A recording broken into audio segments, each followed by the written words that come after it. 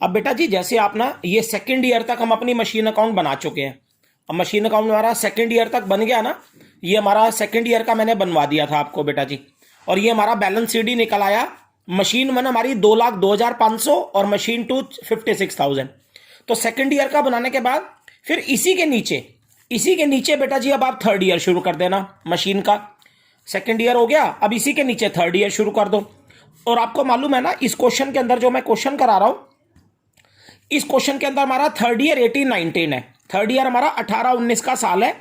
तो अब ये जब थर्ड ईयर शुरू करोगे ना, ये सेकेंड ईयर के बाद नीचे थर्ड ईयर 18-19, तो थर्ड ईयर में सबसे पहले यहां पर डेट डालना 1 अप्रैल 2018। थर्ड ईयर हमारा कब से शुरू होगा? 1 अप्रैल 2018 से। तो सबसे पहले 1 अप्रैल 2018 थर्ड ईयर की डेट डालना। और सबसे पहले थर्ड ईयर में क्या करते हैं आप भी जानते हैं, ये जो सेकेंड ईयर में सीडी निकला है, ये सेकेंड ईयर है। ये जो बैलेंस सीडी निकला है ना दो मशीन का, यही सीडी थर्ड ईयर में लाकर ये पहले आप बैलेंस बीडी बना देना। सबसे पहले थर्ड ईयर जब शुरू होगा तो 1 अप्रैल शुरू की डेट डालना। और ये जो सीडी है सेकेंड ईयर का, ये जो बैलेंस सीडी सेकेंड ईयर का है, इसको थर्ड ईयर में बीडी बना दो। थर्ड ईयर में ये बीडी ओपनिंग बैलेंस बन जाएगा। अच्छा, ये सीडी थर्ड ईयर में बीडी लिख दो। थर्ड ईयर में ये 1 अप्रैल को बीडी आ जाएगा। लेकिन ये दो मशीन का है ना, तो थर्ड ईयर में बीडी भी दोनों मशीन का लिखना। ये बैलेंस बीडी के नाम से मशीन वन मशीन टू दोनों का अलग अलग बीडी लिखना। थर्ड ईयर में बैलेंस बीडी भी दोनों का अलग अलग लिखना, मशीन वन मशीन टू। अब मशीन वन 2,02,500 की थी, तो ये थर्ड ईयर में 2,02,500 की आ जाएगी। जो सीडी बचा था वही बीडी होगा। और ये मशीन टू 56 की है, तो ये 56 की है। तो ये थर्ड ईयर में जो सीडी है वो बीडी बन जाएगा। आपको पता ही है थर्ड ईयर में ये बीडी का मतलब पता है क्या है? बीडी 1 अप्रैल का है, ओपनिंग बैलेंस। इसका मतलब ये जो आपने लिखा है, इसका ये मतलब है कि थर्ड ईयर, जब थर्ड ईयर शुरू हुआ 18-19, तो आपकी मशीन वन इतने की है।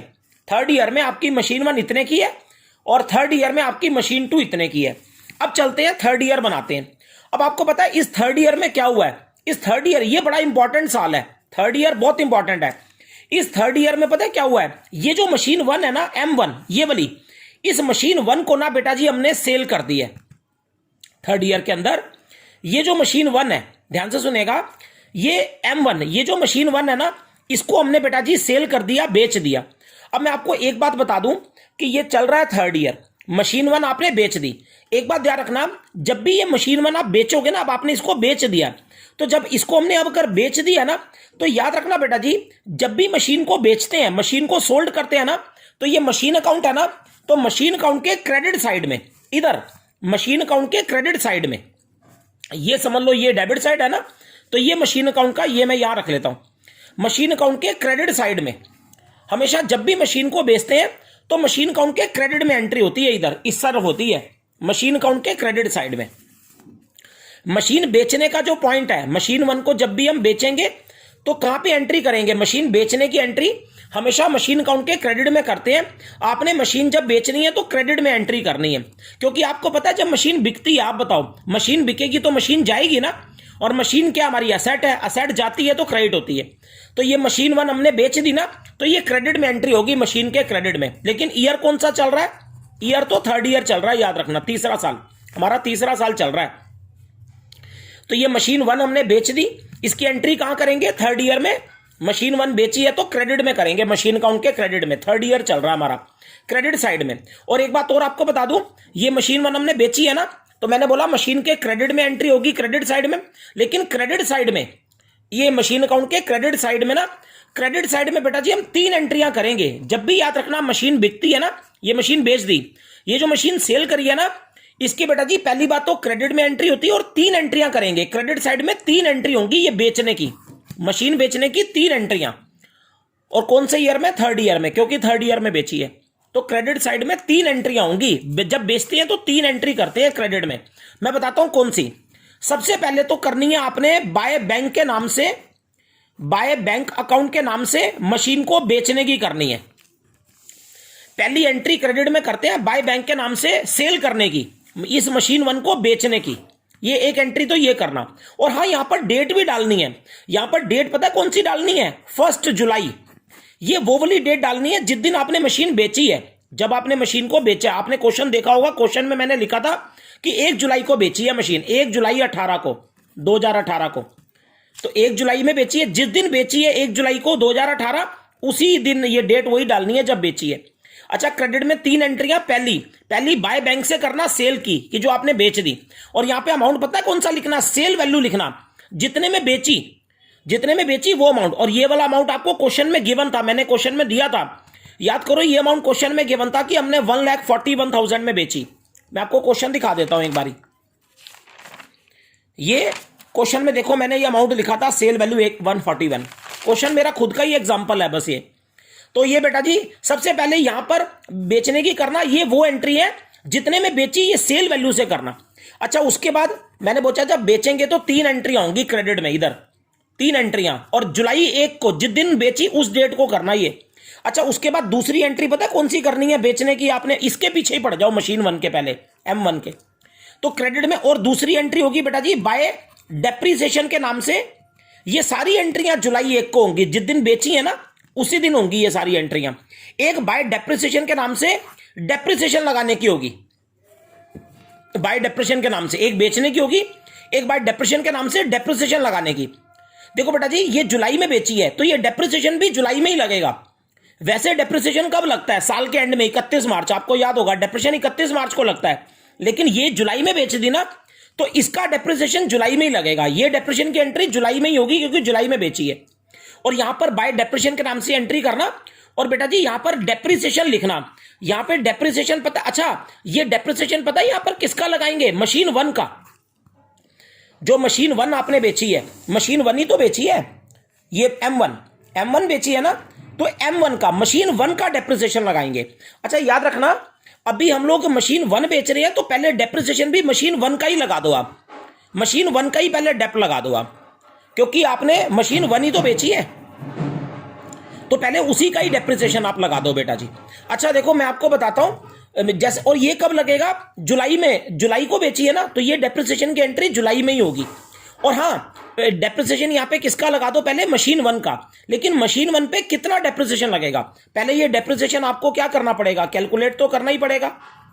पहले डेप्रीसिएशन आप यहां पे कैलकुलेट करिए, किसका? मशीन 1 का। आपको ना एक बात ध्यान रखना कि आपने ये मशीन 1 कब बेची है? जुलाई में। तो एक बात ध्यान रखना कि ये जुलाई में बेची, 3rd ईयर चल रहा है। मैंने आपको पहले भी बताया था, आपने इस मशीन को जुलाई में बेचा है, लेकिन आपका साल 3rd ईयर तो कब से शुरू होता है? आपका 3rd ईयर तो आपका 1 अप्रैल से शुरू है ना, ईयर तो आपका 1 अप्रैल से शुरू है। तो आप पहले ये सोचो, आपने इस मशीन 1 को आपने 3rd ईयर में, तीसरे साल, 1 अप्रैल से लेकर 1 जुलाई तक, 1 अप्रैल से लेकर 1 जुलाई तक, आपने बताइए इस मशीन 1 को 3 महीने तो यूज किया ना, 3 महीने मैं बोल रहा हूं, 3 महीने तो आपने इस मशीन को कितना चलाया? मशीन 1 को, M1 को आपने इसको बेच दिया, लेकिन बेचने से पहले पूछ रहा हूं, बेचने से पहले आपका साल अप्रैल से शुरू है, जुलाई में बेच रहे हो, अप्रैल से जुलाई, आपने इस मशीन 1 को 3 महीने तो यूज किया ना मशीन 1 आपने अपनी। तो मशीन 1 आपने 3 महीने यूज करी है, 3 महीने कब? 3rd ईयर की बात हो रही है, तीसरे साल की, 3rd ईयर में, इस साल 3rd ईयर में आपने मशीन 1 को कितना चलाया? 3 महीने तो यूज किया ना। तो इस मशीन 1 पे ना, इस मशीन 1 पे आपका 3 महीने का डेप्रीसिएशन निकालो, 3 महीने का कैलकुलेट करो, इस मशीन 1 का 3 महीने का डेप्रीसिएशन निकालो, और यहां पे लिखो 3 महीने का इस पे कितना डेप्रीसिएशन लगेगा। इसमें 3 महीने का लगेगा। अब मैं इसका 3 महीने का डेप्रीसिएशन निकालता हूं मशीन 1 का, वो ऐसे निकलेगा 3 महीने का। देखो आप मुझे ये बताओ, अच्छा अब देखो, जब भी डेप्रीसिएशन निकालेंगे, ये डेप्रीसिएशन निकाल रहे हो, तो डेप्रीसिएशन जब निकालते हैं ना, तभी मेथड की याद आती है। आपको पता है इस सवाल में हम मेथड कौन सा यूज कर रहे हैं? DBM। क्वेश्चन में मेथड कौन सा है? डिमिनिशिंग। और डिमिनिशिंग क्या कहता है? मशीन 1 की कौन सी वैल्यू पे लगाओ? बुक वैल्यू, जो मशीन 1 की वैल्यू बची हुई है, बुक वैल्यू वो जितने की मशीन बची हुई है। तो आप मुझे ये बताओ, डिमिनिशिंग यही कहता है ना, जो मशीन 1 की वैल्यू बची है उसी पे लगाओ। डिमिनिशिंग में जो मशीन 1 की बुक वैल्यू है उस पे लगाना है। कितना लगाना है? 10%। और कितने महीने का लगाना है? 3 महीने का। क्यों? क्योंकि 3 महीने ही तो आपने चलाई है इस अप्रैल से जुलाई तक 3rd ईयर में, तो 3 महीने का। लेकिन कौन सी वैल्यू पर लगाएंगे डेप्रीसिएशन? जो मशीन 1 की बुक वैल्यू है। देखो 3rd ईयर में, देखो ये 3rd ईयर है ना, 3rd ईयर में देखो मशीन 1 कितने की है? तीसरे साल हमारी मशीन 1 2,02,500 की है।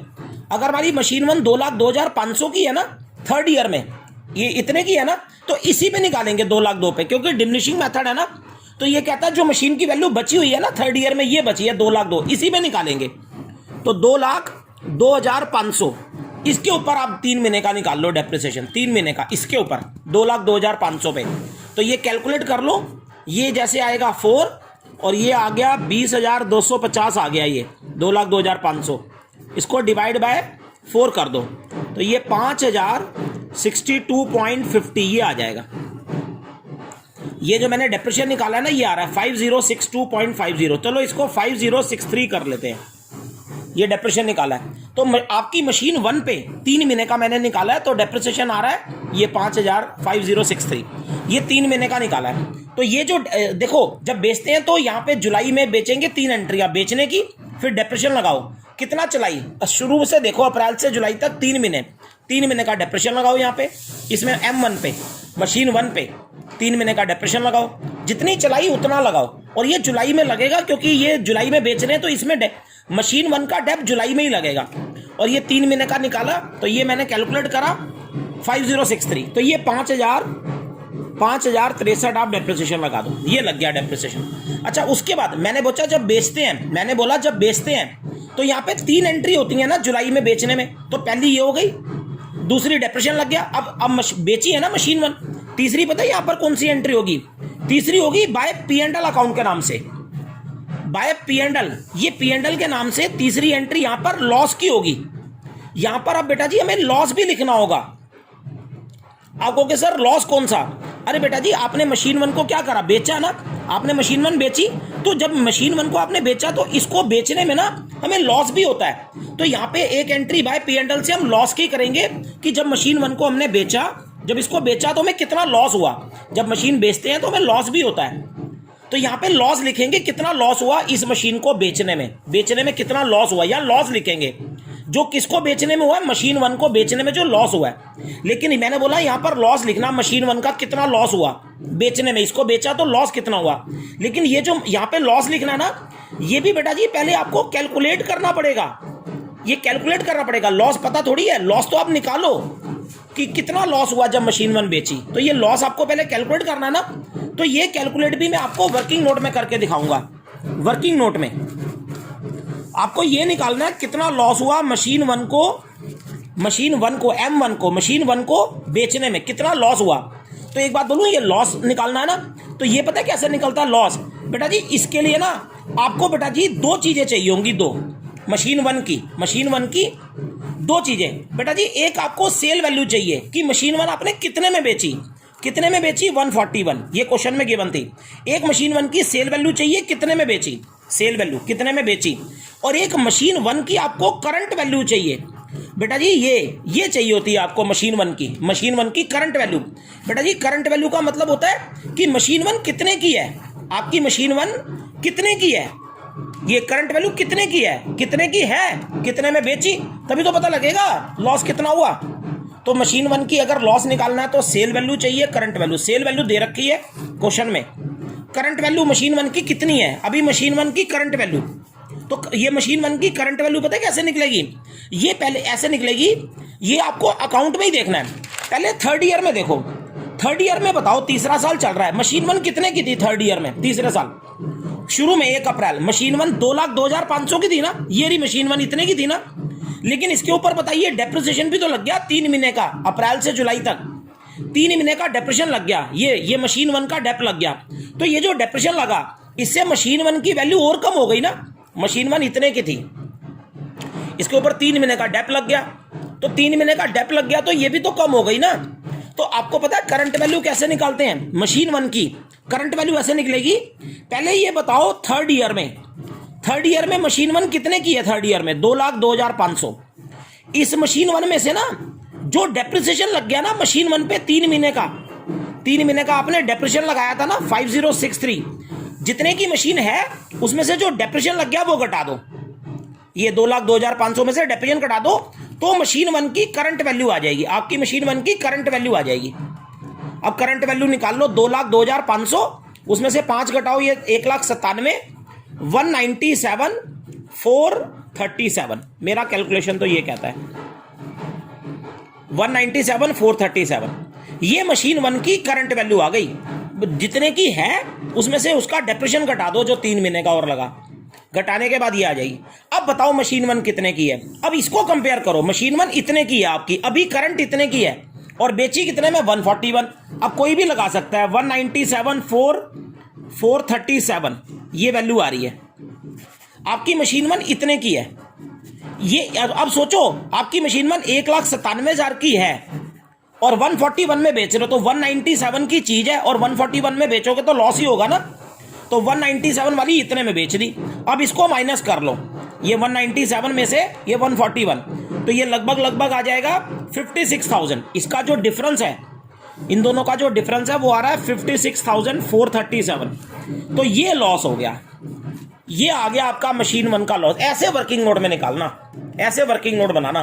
तो बताओ मशीन 1 पे कितना लॉस हुआ, ये लॉस हुआ 56,437 मशीन 1 का लॉस। सेल और करंट दोनों को कंपेयर करो, डिफरेंस जो है वो लॉस आ गया। अच्छा मशीन 1 का लॉस आ रहा है बेचने में 56,437, तो ये जो 56,437 लॉस आ रहा है ना, ये यहां पे लिख दो 56,437, ये मशीन 1 का लॉस हो रहा है आपका। अब मशीन 1 पे लॉस आ गया और डेप्रिसिएशन आ गया और सेल आ गई। तो जब भी बेचते हैं ना तो क्रेडिट में एंट्री करते हैं मशीन के, याद रखना क्रेडिट साइड में करते हैं बेचने की एंट्री, और उस दिन करते हैं जिस दिन बेची। जुलाई में बेची तो जुलाई में करते हैं, जुलाई में जिस दिन बेची उस दिन करते हैं तीनों एंट्रियां। डेप्रिसिएशन भी उसी दिन लगाते हैं जिस दिन बेची, 3 महीने का लगाया है। और ये ऐसे मशीन 1 बिकती है। ये सेल का पॉइंट बहुत इंपॉर्टेंट है, ये ध्यान रखना आप। अच्छा ये बेच दी ना, अब ये तो हमने जुलाई में मशीन 1 को बेचा, लेकिन अभी अकाउंट पूरा नहीं हुआ, थर्ड ईयर पूरा नहीं हुआ। अरे थर्ड ईयर कैसे पूरा होगा आप बताओ, अभी तो थर्ड ईयर में। अभी एक बात बताओ, ये तो गई लेकिन ये तो पड़ी है ना M2, अरे मशीन 2 तो पड़ी है। तो ये जो M2 पड़ी है ना, अब मैं ये पेज आगे ले रहा हूँ, थोड़ा सा पेज कम पड़ रहा है, मैं आगे बना रहा हूँ ये मशीन अकाउंट। ये मशीन अकाउंट मैंने आगे बना लिया, ये भी थर्ड ईयर का ही है समझ लो। अच्छा एक बात बताओ, अब ये हम थर्ड ईयर में है, थर्ड ईयर में है, तीसरा साल में है। और आप मुझे बताइए अब थर्ड ईयर का अब थर्ड ईयर के एंड में आ जाओ सीधा, अब सीधा थर्ड ईयर के तीसरे साल के एंड में आ जाओ। और जब थर्ड ईयर का एंड आएगा, कब आएगा, 31 मार्च 19 को आएगा, 31 मार्च 19, यही है ना थर्ड ईयर का एंड। जब थर्ड ईयर का एंड आएगा 31 मार्च 19 आएगा, थर्ड ईयर का एंड आएगा। तो थर्ड ईयर के एंड में अब बताइए फिर से डेप्रिसिएशन लगाने का दिन आएगा। जब थर्ड ईयर का एंड आएगा तो हम डेप्रिसिएशन लगाएंगे ना। अब जब बाय डेप्रिसिएशन के नाम से इधर क्रेडिट में डेप्रिसिएशन तो लगाओगे ना थर्ड ईयर के एंड में भी। अच्छा अब जब डेप्रिसिएशन लगाओगे तो अब आपके पास डेप्रिसिएशन लगाने के लिए सिर्फ M2 ही तो बची है, M2 मशीन 2, क्योंकि 1 तो बिक गई, ये देखो 1 तो बिक गई, 2 ही तो बची है। तो जो 2 बची है इस पे तो डेप्रिसिएशन लगाओगे ना जब थर्ड ईयर का एंड आएगा। तो बस अब क्या थर्ड ईयर के एंड में क्या करना, डेप्रिसिएशन लगा दो M2 पे, जो M2 बची है, मशीन 2 बची है उस पर डेप्रिसिएशन लगा दो। और हाँ बस थर्ड ईयर के एंड में एक काम और करना, 31 मार्च को बाय डेप्रिसिएशन लगाने के बाद फिर हम CD भी निकालेंगे, बैलेंस CD भी निकालेंगे। बैलेंस CD में किसका, वो भी M2 का ही निकालना कि मशीन 2 कितने की बच गई, वो CD भी निकाल देंगे M2 का कि वो कितने की बच गई। तो पहले थर्ड ईयर का एंड है, डेप्रिसिएशन लगा दो M2 पे, मशीन 2 पे। अब डेप्रिसिएशन थर्ड ईयर के एंड में लगाना है ना M2 पे, तो पहले डेप्रिसिएशन क्या करना पड़ेगा बताइए, कैलकुलेट करना पड़ेगा। थर्ड ईयर में डेप्रिसिएशन पहले M2 का, मशीन 2 का कैलकुलेट करो। तो कैसे कैलकुलेट होगा, जब भी कैलकुलेट होगा तब याद करो M2 पे लगाना है मशीन 2। तो मेथड कौन सा चल रहा है, मैं M2 पे यहां लगा के दिखाता हूं डेप्रिसिएशन आपको। आप बताइए मेथड कौन सा चल रहा है, डिमिनिशिंग। डिमिनिशिंग क्या कहता है, किस पे लगाओ, M2 की जो वैल्यू बची हुई है। तो आप मुझे बताओ डिमिनिशिंग है ना, तो मशीन 2 कितने की थी थर्ड ईयर में, बताओ थर्ड ईयर में मशीन 2 कितने की थी, 56 की थी ना। मशीन 2 इस पे लगेगा 56 पे, क्योंकि जो वैल्यू बची है उस पे लगेगा, डिमिनिशिंग मेथड है ना। तो M2 कितने की थी बताओ, 56 की, तो 56,000 पे 10% लगेगा। और हाँ ये M2 मशीन 2 पे तो पूरे साल का ही लगेगा ना, क्योंकि ये तो बताइए शुरू से थी ना, अप्रैल से। और कब लगा रहे हो डेप्रिसिएशन, एंड में लगा रहे हो ना, थर्ड ईयर के एंड में ही तो लगा रहे हो।